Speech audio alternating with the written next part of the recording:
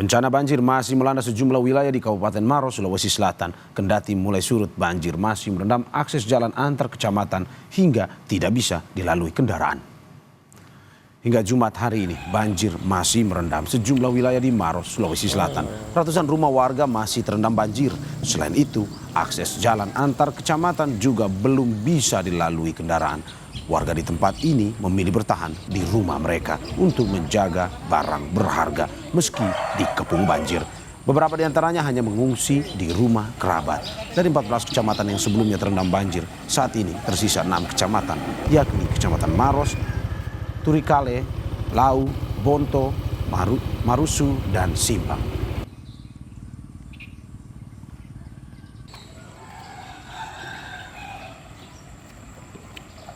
Untuk mengetahui informasi terkini kondisi banjir di Maros, Sulawesi Selatan, kita tanyakan jurnalis Kompas TV, Aziz Hamid.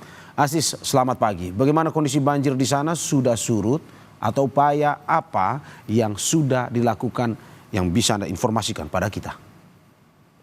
Baik pagi Mario dan juga saudara. Jadi banjir yang terjadi beberapa hari kemarin saat ini sudah berangsur mulai surut. Meskipun demikian, banjir masih melanda 6 kecamatan dari 14 kecamatan yang ada di Kabupaten Maros yang sebelumnya terendam banjir. Ada 6 kecamatan yang hari ini masih terjadi banjir seperti yang ada di belakang saya ini di Kecamatan Marusut. Di tempat ini adalah jalan yang menghubungkan jalan poros antar kecamatan menuju kota Kabupaten Maros masih terendam bencana banjir. Nah, di tempat ini ketinggian air itu masih mencapai 1 meter untuk di jalanan. Jadi akses jalan di sini itu masih terputus untuk kendaraan roda 2 maupun 4. Nah, berbeda dengan hari sebelumnya, banjir di tempat ini ketinggian air mencapai sekitar 2 sampai 3 meter. Nah, banjir di sini sendiri itu telah terhitung sejak 5 hari kemarin. Dari sebelumnya banjir yang terjadi di area perkotaan. Nah, saat ini di tempat ini warga sudah mulai beraktivitas karena banjir sudah mulai surut. Nah, sementara itu Mario dan juga saudara, banjir di sini sendiri itu dipicu karena selain intensitas hujan yang begitu tinggi, untuk posisi letak geografis dari tempat ini sebenarnya ini diapit oleh 2 aliran anak sungai Maros, itulah yang kemudian meluap yang menyebabkan genangan air yang begitu tinggi di tempat ini. Nah, itulah yang membuat kondisi banjir cukup parah di wilayah ini.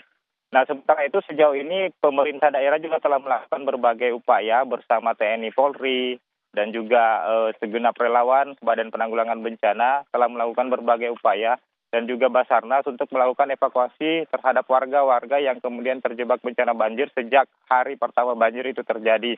Selain itu di posko pengungsian yang ada di Masjid Al-Markas Kabupaten Maros itu juga ada sebanyak 3.000 warga yang telah ditangani oleh pemerintah daerah dengan mensuplai bahan pangan, bahan makanan termasuk mendirikan dapur umum dan juga pemeriksaan kesehatan yang dilakukan oleh TNI. Mario. Ya, Aziz, dari informasi atau pantauan Anda saat ini, bagaimana dengan kondisi warga di sana? Apakah memang masih banyak yang mengungsi ataukah sudah balik ke rumah masing-masing?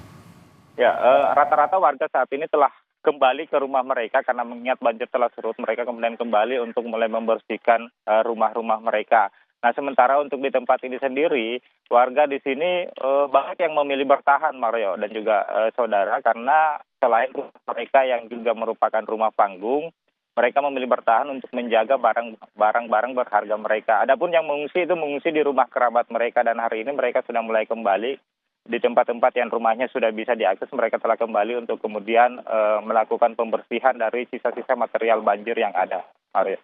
Ya, terima kasih Aziz Hamid atas laporannya dari Maros, Sulawesi Selatan. Selamat bertugas kembali.